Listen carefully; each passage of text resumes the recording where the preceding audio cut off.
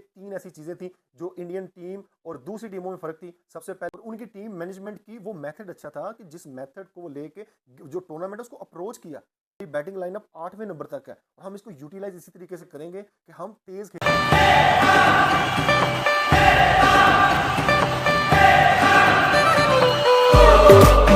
ICC champion trophy 2025 India जीत लेता है। आप लोग ये सोच रहे होंगे कि इंडिया इतना बड़ा टूर्नामेंट जीता है तो ये बंदा कोई एक्साइटमेंट शो नहीं कर रहा। यार एक्साइटमेंट उस चीज़ की होती है जिसका पहले से पता ना हो।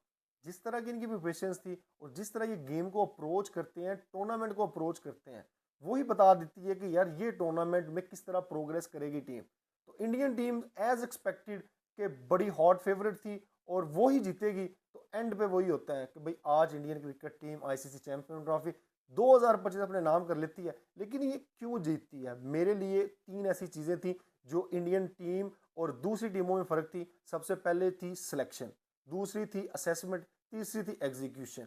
ये तीन चीज़ें जो थी वो इंडियन क्रिकेट टीम में थी और दूसरी टीमें जो है वो लैग कर रही थी। जो सिलेक्शन थी, सिलेक्शन में हम देखें कि दूसरी किसी भी टीम में चार जो है वो स्पिनर्स नहीं थे। इंडियन क्रिकेट टीम को पता था कि भाई यहाँ पे जो है हमारे स्पिनर्स ज़्यादा कारआमद होंगे। उसके बाद असेसमेंट, असेसमेंट भी यही थी कि भाई इन कंडीशंस में फास्ट बॉलर्स काम आएंगे या स्पिनर्स काम आएंगे, या जो है वो ऑलराउंडर्स किस तरह के होंगे, जो फास्ट बॉलिंग ऑलराउंडर्स होंगे या स्पिनरिंग जो है वो ऑलराउंडर्स होंगे। तो उनमें भी उन्होंने जो है वो दूसरी टीमों से एक स्टेप आगे जाके सोचा और वो फ़र्क आपको नज़र भी आया। एंड में फिर एग्जीक्यूशन रह जाती है। एग्जीक्यूट फिर जब उन्होंने सिलेक्शन की तो डिफरेंट रोल्स दिए हर प्लेयर को और उस रोल के अंदर उन्होंने कहा कि भाई हमने आपसे परफॉर्मेंस लेनी है और हर प्लेयर ने कंट्रीब्यूट किया। जिसकी भी बारी आई उसने ये नहीं कहा कि यार उसने नहीं किया तो मैं क्यों करूं, यार किंग वो है तो मैं नहीं कर सकता, मैं नहीं जिता सकता। अगर केएल राहुल पे पड़ी है तो उसने भी परफॉर्म किया है। श्रेयस अय्यर पे आई है तो उसने भी परफॉर्म किया है। इवन जडेजा पे आई है तो जडेजा ने भी वहां पे छोटी सी कैमियो खेली है। हार्दिक पांड्या जो है वो मिस्टर वैसे डिपेंडेबल है तो उसने भी परफॉर्मेंस दी है। कप्तान ने कहा कि यार मैं सेंचुरी नहीं खेलूंगा, मैं अल्ट्रा अग्रेसिव अप्रोच के साथ आऊंगा। मैं पहले 12 ओवरों में 100 करूंगा या पहले 15 ओवरों में 120 करूंगा, कि वो पहले बैटिंग हो वो बाद में बैटिंग हो, मेरी इस जो अप्रोच है वो मैं उसको चेंज नहीं करूंगा, मैं कंप्रोमाइज नहीं करूंगा। और वो उसी तरह होता है कि आज जिस तरह खेलता है, पिछले मैचेस में जिस तरह खेलता है। आप पहले देखते थे कि जो रोहित शर्मा है वो 2-3 इनिंग के बाद 150 180 रन की 140 रन की इनिंग आराम से खेलता था। लेकिन 2023 के बाद से मेरा ख्याल है उसकी एक सेंचुरी है। लेकिन उसका स्ट्राइक रेट आप देखें कि उसका स्ट्राइक रेट अगर पहले 105 107 रहता था तो अब उसका स्ट्राइक रेट 125 130 है। उसने अपनी सारी टीम को बताया है कि मैं इस अप्रोच के साथ जाऊंगा। हम 353 जो 80 वाली जो अप्रोच है उसको अडॉप्ट करेंगे। हम इस तरह नहीं क्रिकेट खेलेंगे कि हम बॉल्स को कंज्यूम करते जाएं, क्रीज को ऑक्यूपाई करते जाएं। हमारी बैटिंग लाइनअप 8वें नंबर तक है और हम इसको यूटिलाइज इसी तरीके से करेंगे कि हम तेज खेलें। और वो काम भी कर रही है। और वो ये जो की फैक्टर है इनकी टीम में ये अप्रोच है। फिर उनके स्पिनर्स इस तरह के हैं कि यार आप देखें कि सारी वैरायटी उसमें मौजूद है। अक्षर पटेल उसमें शामिल है, जडेजा है, उसके बाद कुलदीप यादव है, चक्रवर्ती है। तो मतलब स्पिनर्स भी उसके बेहतरीन है।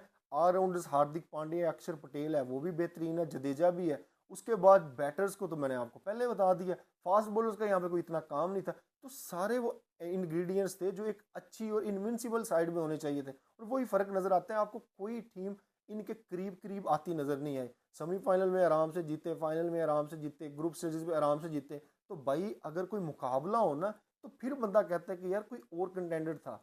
तो भाई जब कोई मुकाबला ही नहीं है तो क्या बंदा के कि भाई क्या बंदा हैरान हो कि ये टीम जीती है। वो टीम अच्छी थी, उनकी सिलेक्शन अच्छी थी, उनकी असेसमेंट अच्छी थी, उनका गेम प्लान अच्छा था, फिर प्लेयर्स की एग्जीक्यूशन अच्छी थी, उनकी टीम मैनेजमेंट की स्ट्रेटजी अच्छी थी और उनकी टीम मैनेजमेंट की वो मेथड अच्छा था कि जिस मेथड को वो लेके जो टूर्नामेंट है उसको अप्रोच किया।